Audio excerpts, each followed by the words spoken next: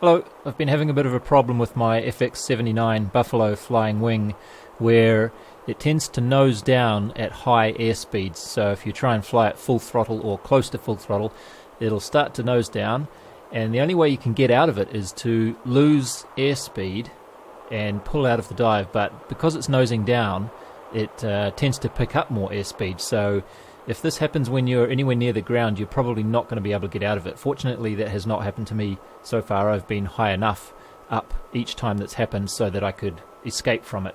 But it is quite scary because you're pulling back on the pitch stick and it's not pitching back at all until it slows down a little bit, and then you can pitch back.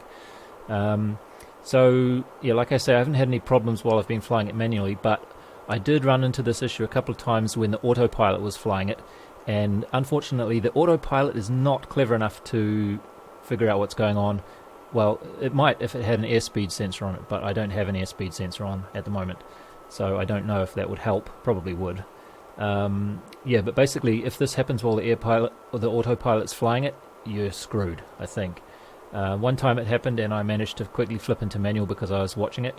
And it tends to happen where you have a bit of wind, and you're going downwind, and then it turns around to come upwind, and as it does that, it puts a bit of throttle in to account for the fact that it's tilting and losing lift. I think that's why it does it.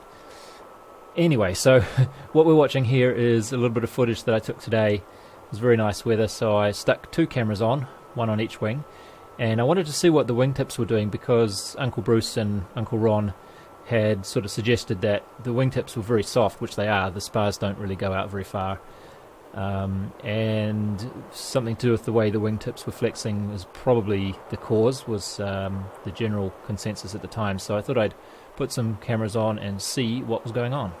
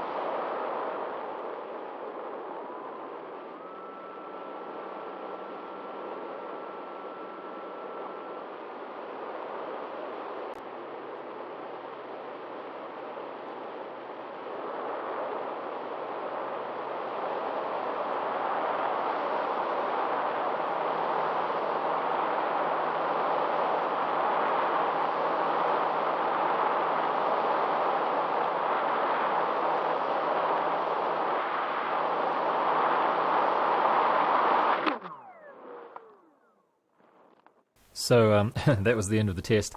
I don't know if it was really very conclusive of anything, because although the wingtips do flex quite a bit, it kind of seemed to me like it was nosing down before the wingtips were really significantly flexing. And then, of course, after it sort of started dipping and diving, then they would flex. But it didn't seem to be that the wingtips were causing the diving, to me at least. I don't know. What do you think? Right, so there's no major damage. The canopy was way over there and it has a little chip out of it, so I think what must have happened is this blew off either first on its own or when the battery came loose and it hit the prop on the way back like that, and then when the battery was gone, oh, this is loose too. Oh, my plugs are missing. So the battery and a couple of the plugs are, oh shit, could be anywhere up to about a couple hundred meters over there in that direction. Oh my god. But anyway, once the battery was out, that made the whole thing nice and light, so it just sort of wafted over. Well, you could probably see it in the video, but it just sort of wafted over like this, came down and landed quite nicely. So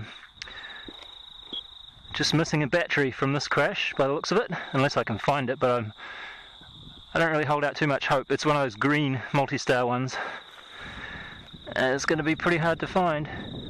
Well, I managed to find the battery, got quite lucky because the direction of the wind obviously has not changed, so I just walked as closely as I could, like directly into the wind, a couple hundred meters, and I walked almost straight to it and found it within probably less than 5 minutes.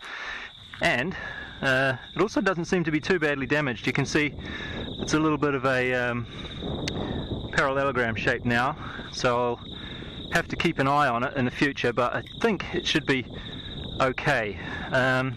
So the what do you call it, diagnosis was that the hot glue that's holding the wood on was stronger than the glue than the wood itself. You can see a little bit of the wood still there, plywood, and that this part ripped off from the foam and that part ripped the plywood itself, and that would have been because the plane was pitching up and down like that crazily, and also because, as you can see, I've only stuck the battery on at one end.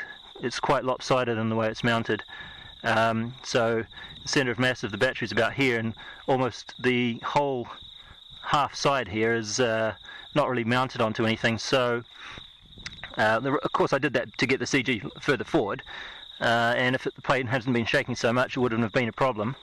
But I guess the lesson learned here is to probably, I wouldn't use the plywood piece that they give you in the kit. And now that I think about it, Andrew Newton didn't use that either. He made his own one up, or he made an extra one up, so he wouldn't have got this issue. So what I would do is, yeah, do what he did and make your own piece of plywood that goes all the way up to here, and put lots and lots of hot glue under it so it's not going to pull off like that, and you won't have this sort of leverage that the battery had on this small plywood that they give you in the kit. Anyway, lessons learned, and thankfully I don't think I have lost anything, and I haven't really broken anything either, so that was a bit of a miracle. That plug might be broken actually, now that I think of it, because that would have been pulled out, but still, not a big deal. Unless it's missing. Actually I have a spare anyway, so where is it? Power. Oh, it's gone. Okay, so that plug's gone, but that's not a big deal. Yes, anyway, so you've already seen what happened with the wings, and I've probably commented on it already in the video, so for me I'm just going to carry this home and put it back together, and that will be the end of this video. Thank you for watching.